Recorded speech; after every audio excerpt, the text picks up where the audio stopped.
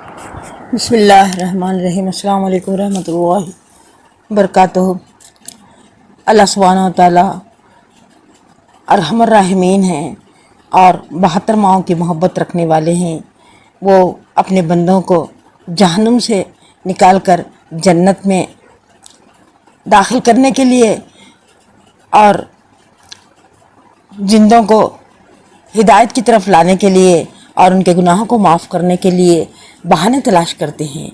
یہ رمضان مبارک کا مہینہ بھی ایک بہانہ ہے کہ اس کی فضیلت سے اللہ پاک کتنے ہی جہنمیوں کو ہر روز جہنم سے بری کر کے جنت عطا کرتے ہیں، اور زندوں کو اللہ پاک ایک بخشش کا موقع دیتے ہیں کہ ان کے ایک ایک آنسو کے بدلے ان کے پچھلے سارے گناہوں کو معاف فرما دیتے ہیں اور ان کی اگلی زندگی کے لیے ہدایت کا ذریعہ بنا دیتے ہیں۔ اللہ تبارک تعالیٰ کی اس رحمت سے محروم رہنا بہت ہی بڑی بد نصیبی ہے۔ اللہ تبارک تعالیٰ اپنے بندوں سے چاہے وہ بوڑھے ہوں، ضعیف ہوں، نحیف ہو، ہر طرح کی چھوٹ اور سہولت دے رکھی ہے۔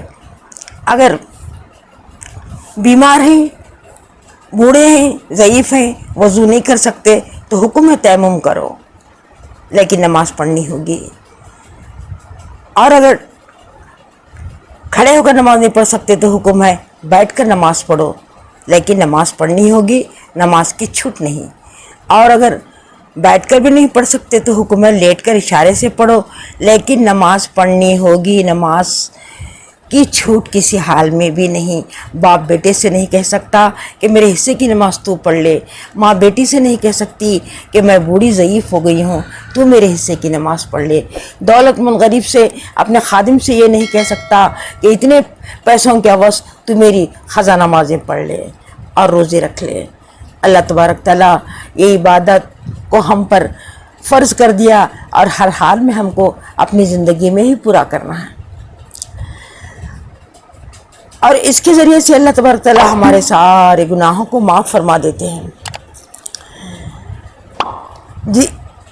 جس طرح سے نماز میں چھوٹ نہیں ہے، اسی طرح سے اللہ تبارک تعالیٰ روزوں کو بھی ہم پر فرض کر دیا ہے، اور صحت مند اور جوان اور بغیر کسی شرعی عذر کے نماز کو کوئی بندہ قضا نہیں کر سکتا۔ اگر نہ کوئی روزہ توڑ دیا تو اس کو 2 ماہ مسلسل روزے رکھنے ہوں گے، لیکن اس کو بھی روزوں کی چھوٹ نہیں۔ اور اگر بیمار ہے اس قدر کہ پورا مہینہ بیماری کی حالت میں ہی گزر گیا اور شرعی عذر ہے تو وہ فدیہ ادا کرے، یعنی کسی مسکین کو 2 وقت پیٹ بھر کر کھانا کھلا دے، رقم دے دے۔ اور اگر روزہ جان بوجھ کر توڑ دیا تو پھر 2 ماہ مسلسل روزے رکھنے ہوں گے، یا پھر 60 مسکینوں کو کھانا کھلانا ہوگا۔ حضور اقدس صلی اللہ علیہ وسلم کے پاس ایک رمضان کے مہینے میں ایک صحابی رضی اللہ عنہ کر کہنے لگے کہ میں نے روزے کی حالت میں اپنی بیوی سے صحبت کر لی، اب میں کیا کروں؟ آپ صلی اللہ علیہ وسلم نے ارشاد فرمایا کہ جاؤ 2 ماہ تک مسلسل روزے رکھو، درمیان میں قضا نہیں کرنی ہے۔ تو اس شخص نے کہا کہ رمضان کے 30 روزوں میں میرا یہ حال ہو گیا، میں کہاں 2 ماہ مسلسل روزے رکھ سکتا ہوں؟ تو آپ صلی اللہ علیہ وسلم نے ارشاد فرمایا کہ 60 مسکینوں کو کھانا کھلاؤ۔ تو اس شخص نے کہا کہ میں خود مسکین ہوں، میں کہاں 60 مسکینوں کو کھانا کھلا سکتا ہوں؟ تو آپ صلی اللہ علیہ وسلم نے صحابہ سے ارشاد فرمایا کہ 60 مسکینوں کے کھانے کا انتظام کیا جائے۔ جب انتظام ہو گیا تو اس شخص نے کہا کہ میں ہی مدینے کا سب سے بڑا مسکین ہوں، آپ وہ سارا کچھ مجھے عطا کر دیں۔ تو آپ صلی اللہ علیہ وسلم اس شخص کی اس بات پر اس قدر مسکرا دیے کہ آپ کے دندان مبارک کی سفیدی ظاہر ہو گئی۔ آپ صلی اللہ علیہ وسلم نے اجازت تو دے دی، مگر صحابہ سے عرض کیا کہ یہ چھوٹ صرف اسی شخص کے لیے ہے، کسی اور کے لیے نہیں۔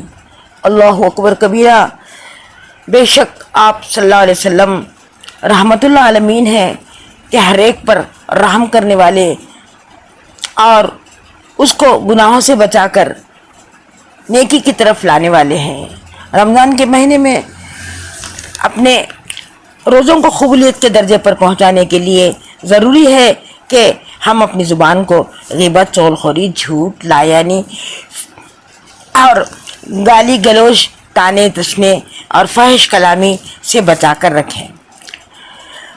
حضور اقدس صلی اللہ علیہ وسلم کے پاس چند صحابہ آئے اور عرض کیا کہ اللہ کے نبی صلی اللہ علیہ وسلم، دو عورتوں نے روزہ رکھا مگر روزہ اب اس قدر لگ رہا ہے کہ وہ مرنے کے قریب ہو رہی ہیں۔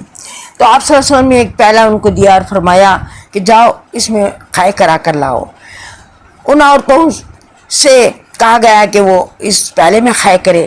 جب کھائے کرائی گئی تو اس میں خون اور گوشت کے ٹکڑے تھے۔ عورتوں نے تعجب سے کہا کہ ہم نے تو سحری میں گوشت نہیں کھایا۔ تو آپ صلی اللہ علیہ وسلم نے ارشاد فرمایا، تم نے سحری میں گوشت تو نہیں کھایا مگر روزے کی حالت میں اپنی بہنوں کی غیبت کی ہے، یعنی غیبت کرنا گوشت کھانے کے برابر ہے۔ اللہ اکبر کبیرہ۔ جانے انجانے میں ہم اپنی ہی ماں بہنوں کا گوشت غیبت اور چغلخوری کے ذریعے کھانے والے بن گئے ہیں۔ اللہ ہماری حفاظت فرمائے اور ایسی بدترین اور بہت بڑی برائی کو ہمارے خاندانوں سے نکال دے۔